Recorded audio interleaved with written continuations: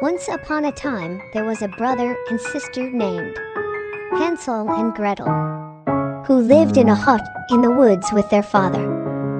Their father was a poor woodcutter. His wife, their mother, had died when the children were very young. Their father remarried, and the new stepmother made life very hard for the children.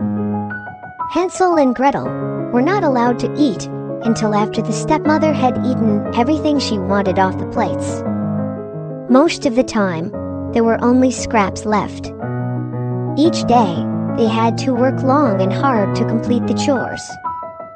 Hansel and Gretel tried to tell their father about their sad situation, but he would not hear of it. It seemed the only one he would listen to was his wife. And all the stepmother talked about was how much trouble it was to have children in the hut, and how much she wished they would go away forever. Each day, there was less and less food for the boy and girl to eat. Yet the stepmother gave them more and more hard work to do. One day, Gretel begged her father, "Please, father, all day long we work hard, and we're hungry." But the stepmother slapped her face. "You ungrateful brats," she yelled. "You will eat us out of house and home." That night, the two children were not allowed to sleep in the hut and were banished to sleep outside in the cold. They shivered and tried to keep each other warm as best they could. Winter was coming, and the clothes they wore were so thin it felt almost as if they had no clothes on at all. The next morning, when the sun rose, Gretel turned to her little brother. "Hansel," she said, "we cannot stay any more. We must escape now today, into the woods. Surely we will find more to eat when we are on our own than what we get here at home." "Do you think?" said Hansel. "But what if we get lost?" "We won't," said Gretel. "I will take bread. We will drop breadcrumbs behind us. If we have to, we can follow the crumbs back home." And so the two of them went off into the woods and left their hard life behind. They went deeper and deeper into the woods. Gretel was careful to drop one crumb, and then after a bit another. But alas, they looked and looked for any sign of something to eat. An apple tree, pear tree, some nuts on the ground, or even dried up berries.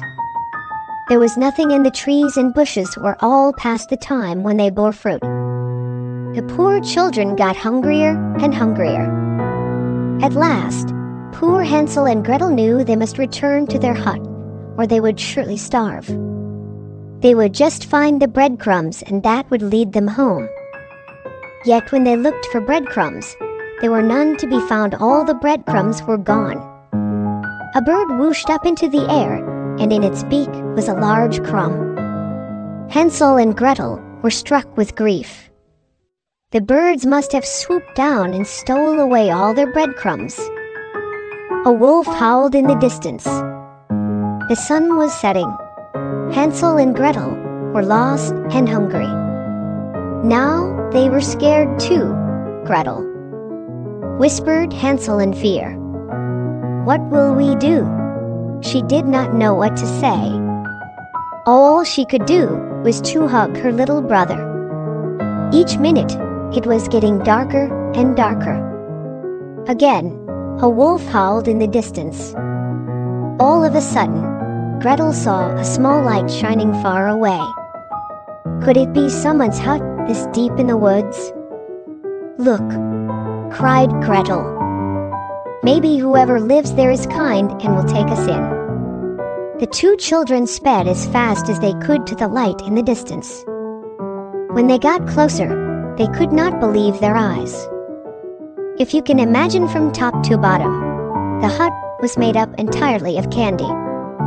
From a gingerbread roof, to frosting all over the walls, to candies tucked into the frosting, what a sight it was to see. Before Gretel could say, "I bet it will be okay if we have just a little taste," both of them were already biting off small chunks and licking the sweet candy. A sharp voice. Hoy's nibbling on my house. Hansel and Gretel spun around. An old witch. Stunned, Gretel could only curtsy. "If you please, ma'am," she said, as sweetly as she could. "There was so much candy on your house." "And we're so hungry," said Gretel. "You are right," snapped the witch. Her voice dropped. "Well then," said the witch in a gentler tone, "come inside. I'll get something for you to eat." Hansel and Gretel looked at each other. Could it get any better? They skipped into the witch's hut.